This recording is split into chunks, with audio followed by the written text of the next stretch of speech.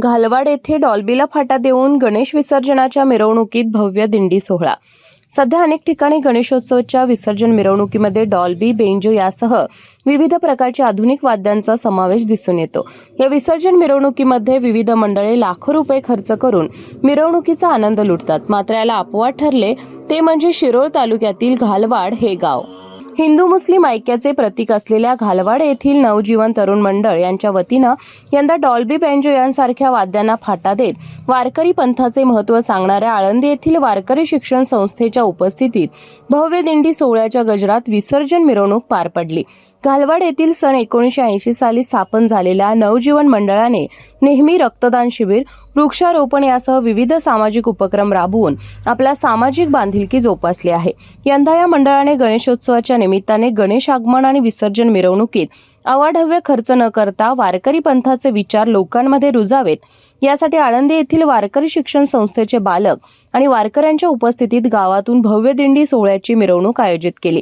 यावेळी गावातील मुख्य चौकात अश्वांच्या उपस्थितीत रिंगण सोहळा पार पडला। यावेळी महिलांनी देखील कीर्तनाच्या तालावर ठेका धरला।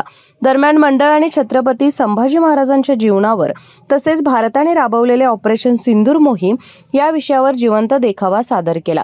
दरम्यान बोलताना मंडळाचे अध्यक्ष धोंडीराम मस्के म्हणाले, आमचे गाव वारकरी पंथांच्या विचारांचे आहे। यंदा पोलीस प्रशासनाने केलेल्या आवाहनाला प्रतिसाद देऊन आमच्या मंडळाने डॉल्बीसारख्या वाद्याला फाटा देत भव्य अशा दिंडी सोहळ्याचं आयोजन केलंय। इतर मंडळांनी देखील अशा प्रकारचे उपक्रम राबवून प्रशासनास सहकार्य करावं असं आवाहन त्यांनी केलं। यावेळी मंडळाचे पदाधिकारी, ग्रामस्थ, महिला, वारकरी मोठ्या संख्येने उपस्थित होत्या। केके न्यूज साठी शिरोळ प्रतिनिधी कुणाल कांबळे।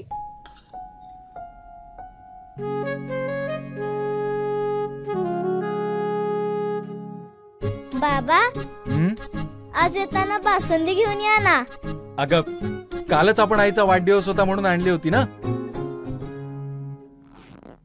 ऐकलं, गोकुळची बासुंदी पुन्हा खावीशी वाटतेय। खरं सांगू, मलाही खावीशी वाटतेय। पुन्हा पुन्हा खावीशी वाटणारी गोकुळ बासुंदी।